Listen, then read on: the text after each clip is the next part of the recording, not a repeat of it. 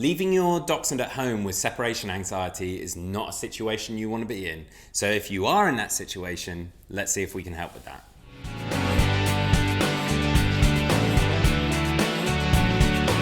Welcome back to the Fenrir Dachshund Show. My name's Joe and I'm a certified canine leader here at FenrirCanineLeaders.com. We are dedicated to helping you learn everything you could possibly want to know about the dachshund and then how to become a high-level canine leader so you can raise your very own dachshund. If you're new here, don't forget to subscribe and turn on that notification bell so you never miss a future upload. If you're unable to go to work or even to go and see your friends because your dachshund is at home with severe separation anxiety, that's a real issue for you and your life and is going to cause you loads of anxiety yourself. So today we're going to be tuning into a webinar that the CEO and founder of FenrirCanineLeaders.com, Will, has recorded all about dogs with separation anxiety and how to deal with that.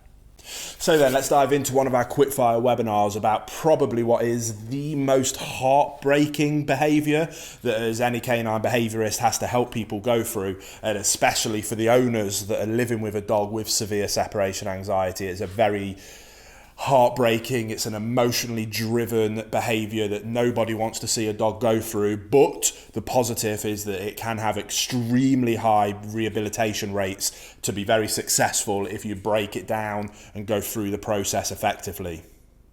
Now, when it comes to separation anxiety, it's one of those things that so many people don't really think about, especially when they're getting their new puppies, and it's something that is always the case. I try and stress to as many people as I can about the importance of being proactive and preemptive. Now, don't worry, I understand that people watching this, if you're watching this as an owner in particular, you're here because you want a fix to a dog that already has separation anxiety, or if you're coming at it from the professional side as a trainer or a behaviourist, you want to understand my approach to being able to help clients and potentially be you to be able to help your clients with separation anxiety. But I want to take a second just to stress the importance of trying to encourage owners and people, your clients alike, the importance of just putting the work in up front with separation anxiety. It's one of those things, it's a hard, arduous process to go through to rehabilitate true separation anxiety, and it's the epitome of just putting in the effort up front so that you never have to go through this in the first place. So again, let's jump into actual kind of modification and rehabilitation of separation anxiety now, but it's very worth noting that if you can, maybe you work with owners with puppies, really make sure that as part of your methodology you're helping people be proactive and preemptive with separation anxiety, because it's always the best way and the best approach. Hey guys, very quickly, I just wanted to interrupt and let you know about our bootcamp program if you've never heard of it before. It's the program that as a canine behaviourist I use every single day with all of the clients and all of the bad behaviour cases that I work with to high levels of success. It is focused on teaching you how to become a high level canine leader that is able to restructure the relationship with your dog so that they see you as that leader and they know to look up to you for guidance and direction. When we achieve that, we can then finally address those bad behaviour problems and get to the point of having the perfect canine companion that you've always dreamed of. So if you want more information about our bootcamp program, the link will be down in the description box below. But until then, let's get back to the video you were just watching. Right then, so let's dive into the first thing that must be done with all cases of separation anxiety. And we're going to get to kind of more why in a little bit.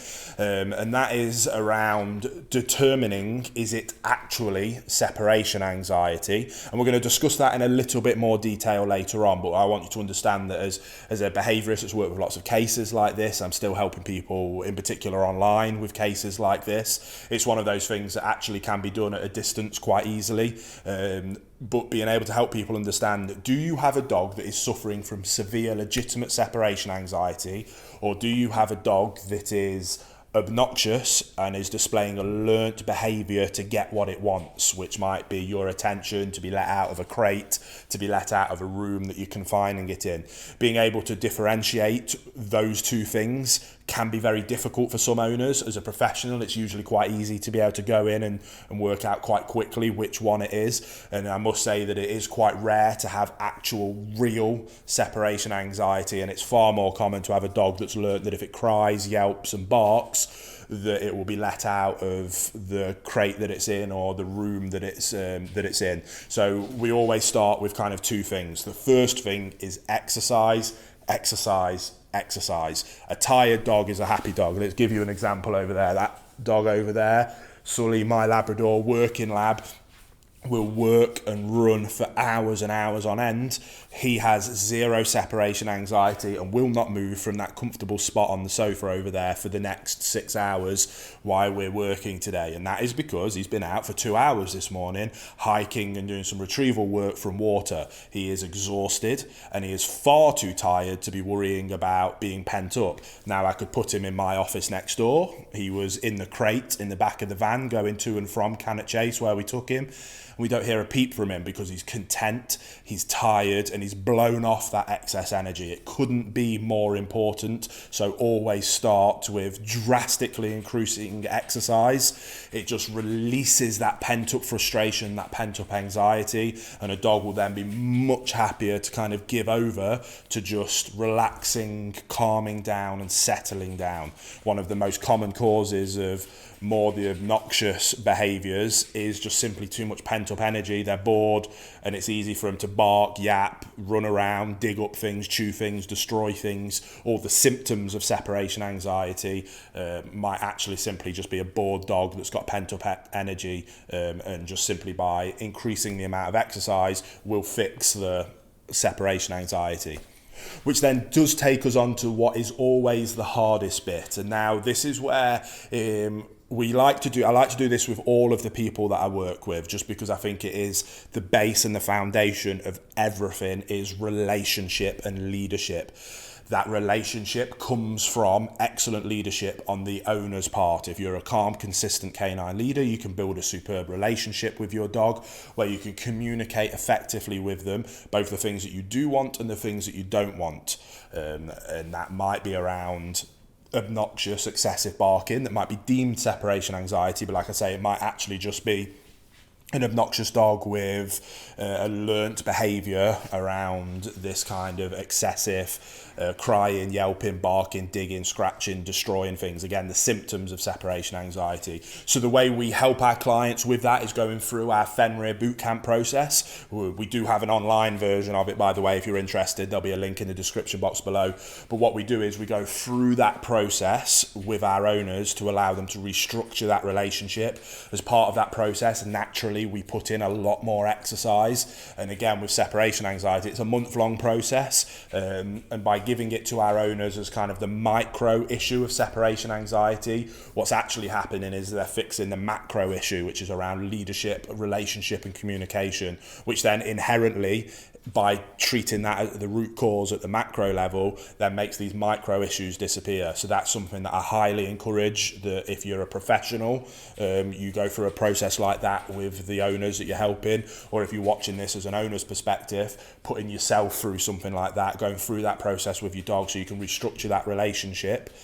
By doing that first, drastically increasing the exercise, I'd probably say 8 times out of 10, that will fix separation anxiety itself. And then the remaining 2 times out of 10 will be then much easier to deal with, because you now have that relationship, that structure, those rules, boundaries and expectations, and the inherent trust from the dog in you as its leader, which then makes the actual modification and rehabilitation of real separation anxiety go far much smoother than just trying to jump into those methods. Because if you've got a dog with true separation anxiety, it often comes from fear, anxiety, which stems, the root cause of that is a lack of leadership and a lack of trust in the guidance and direction of that leader in that scenario. So again, exercise, restructuring the relationship, utilising our boot camp process, will fix the vast majority of separation anxiety issues. And then if it doesn't, we can then move into probably the realms of, okay, we now have a severe, legitimate case of real separation anxiety as opposed to obnoxious learnt behaviours. And this is where we then have to go through kind of a modification program of the behavior. We have to start desensitizing triggers of separation anxiety, and we have to rehabilitate and modify the behaviors of those triggers to allow the dog to settle, to be content, and to not associate those triggers of being left on its own with the induction of true panic, which is what true separation anxiety is. The best way you can describe it in a dog's perspective is that it would be like somebody that has a true phobia of spiders. That level of panic of being left on their own is what real separation anxiety is. And like I say, that's actually quite rare. The more prevalent issue is just obnoxious learnt behaviours that by going through those other processes will have been addressed by now. And if we're still then left with extreme actual separation anxiety, well, at least we've tired our dog out. We've released a lot of pent-up energy through our addition of a lot more exercise, and we've also restructured the relationship so the dog inherently trusts us more, and we have a better communication pathway through that relationship, which then will allow us to now do these kind of modification programs. So what we need to do is you need to go through a very quick, again, this is kind of a quick fire breakdown. We could do whole day-long seminars on separation anxiety, but I want this to not run on for too long. It's a quick fire webinar version. So we need to desensitize the triggers. Now, a dog with real separation anxiety will have a trigger associated with the anxiety. It might be picking up the keys because they know you're leaving. It might be you tying up your shoes, putting your coat on. What we want to do is desensitize those triggers. So we're going to rub the keys, but we're not going to go anywhere. We're going to put our shoes on, but we're not going to go anywhere. We're going to put our shoes on, and if the dog doesn't freak out, we're then going to reward that behavior. And we want to try and flip the script on where the dog associates that trigger as an extreme negative that is then leading to the panicked, like that fight or flight response, which is then causing the true separation anxiety. We want to kind of flip that on the script. It takes patience, but it, like I say, it has extremely high success rates. So we go through desensitizing those triggers, trying to associate a positive with those triggers. One of the best things that I like to do is, I think crate training with separation anxiety is actually huge. You have to be very patient, and you want to make the association of the crate an incredibly positive thing. So I'd probably go through like a 2-week positive association phase of the crate before I ever lock in the dog in the crate, just to make the crate an incredibly positive, lovely, warm, inviting, happy association with the dog, with the crate. We then start to utilize what I would use a frozen Kong, fill it full of beautiful meat pate and freeze it. And then as part of the desensitizing of the triggers, what I would do is I'd get the dog to sniff the Kong, put it in the crate, but lock the door. Don't let the dog go in. So the dog will be trying to find a way into the crate, and they love the crate and they want to get in there. I would then display that trigger. Might be a jingling of the keys. It might be tying my laces up. Once that trigger has been established, I then open the door to the crate and give them access to the crate and shut the door behind them, and then don't go anywhere. Then you take the trigger away. So I might take the shoes off, put the keys back in the bowl, open the crate door and back open. And again, it's about not only desensitizing the trigger, but going a step further of actually creating an incredibly positive connotation with it. Doing that over and over with that frozen Kong and that like blocking of access to something that is extremely delicious for the dog over time, then when those triggers are being used because you actually need to leave, means that the dog will start to associate you leaving with an exciting thing and almost wanting you to go, because they know that, well, when you go, I get access to this frozen Kong, so hurry up, mate, off you go. I'm really looking forward to you going because I get access to this wonderful thing. Then as we build up on that, so again, we're giving them access, we then might walk out of the door for 1 second and walk back in, take shoes and keys off, and go through that process, then 2 seconds, and 5 seconds, and 10 seconds, back to 5 seconds, up to 20 seconds, back to 10 seconds, up to 30 seconds, and we're just building up gradually, and building up to a place where we build a really positive association with you leaving. They're in their lovely, wonderful, calm, inviting space that we've built around positive association with the crate. We've built in utilising something like a frozen Kong to get them to build actually an excitement trigger about you leaving, because they want you to go. And what we're also going to do is then when we go in, we need to remove all emotion. We need to make leaving an emotionless affair. We also need to make coming home a completely emotionless affair. So every time we leave the dog, there's no saying goodbyes. There's no, oh, it's going to be okay, buddy, I'll be back soon. Again, it's nonsense. The dog has no idea. All you're doing is adding in that anxious energy into the situation. We want to be calm, consistent leaders that we just go. When we come back, we don't go, oh, buddy, so good to see you. And the dog's been shaking and you come in and then you reinforce that anxious behavior. We're going to come back in and we're going to ignore the dog until they're calm and relaxed. When they're calm and relaxed, then we can go in and greet the dog, say hello, praise them, let them out, play with them. And we build up that connotation. Not only are we desensitizing the triggers, but we're actually creating incredibly positive associations with those same triggers. We're also desensitizing the leaving and coming from that in itself is a trigger, but by us making that an emotionless cold affair, we're desensitizing the coming and going part of the process, and then ignoring the dog until they're displaying calm, quiet behaviors means that we're also reinforcing the desirable behavior, which is to be relaxed, calm and quiet. We do that process. You can do that alongside the boot camp. You can do it after the boot camp. There's lots of different ways that you can tackle this problem, but it has an incredibly high success rate, and it's just about going through the process consistently. Now, the next kind of caveat to that is people that work. Obviously, that kind of going through a process like that is a long process, and you can't have a lot of people can't just have a month off work to deal with this problem. So I highly recommend saying, right, from the 1st of next month, we're going to deal with separation anxiety. We're going to get on top of this. We're given that whole month, and I'm going to pay to take my dog to doggy daycare every single day.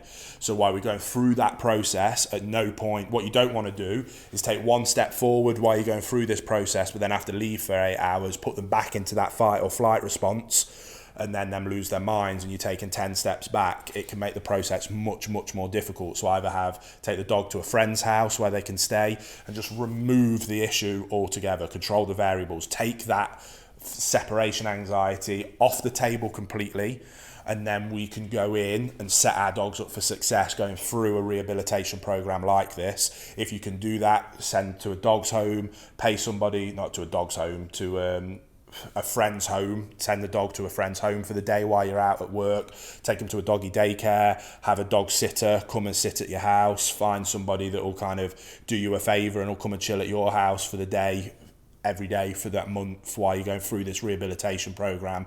And then throughout that program, you're building up that slowly time of them being left on their own, like we discussed, from 1 second to 5 seconds. And you'll be surprised if you're drilling that a few times a day, you can quickly get to 5 minutes, 10 minutes, 20, half an hour, an hour. And by the time you get to those kind of numbers, you're pretty much on top of the problem. And then it's just extending that out to the amount of time. And then what you might find is, okay, well, we've found a bit of a threshold at an hour, and we're going to now work on getting it from an hour to 2 hours. We get it to 2 hours. Okay, now we're going to have somebody come over halfway through the morning at lunch and then halfway through the afternoon to break it up a little bit while we try and stretch it out to that full day. That's kind of my quick breakdown. Like I say, you could do multiple day seminars on the real details of separation anxiety, but that's kind of the overarching theory. Determine, is it obnoxious learnt behavior? Is it true separation anxiety? Regardless, we need to put in a lot more exercise and we need to restructure the relationship. If that doesn't cure it, which if it's obnoxious learnt behavior, that will cure the problem, then we've got real separation anxiety. If we have got real separation anxiety, then we go through a modification and rehabilitation protocol like that, and you'll come out the other end with a dog that is content and happy to be left on their own. So I hope that helps. Get out there, help your clients with this issue, help your dog with this issue, and I promise you we'll have much happier, healthier dogs out there because of it. There we go, guys. Some training tips that you're going to be able to put into practice straight away with your very own dachshund if they have separation anxiety. I really hope you enjoyed today's video. If so, get involved in the comments down below, as we would love to hear how you're getting on with your very own dachshund and how training is going. We would love to hear about it. Don't forget to subscribe and turn on that notification bell, as we have 2 dedicated videos coming here every single week. So I can't wait to see you in the next episode of the Fenrir Dachshund Show.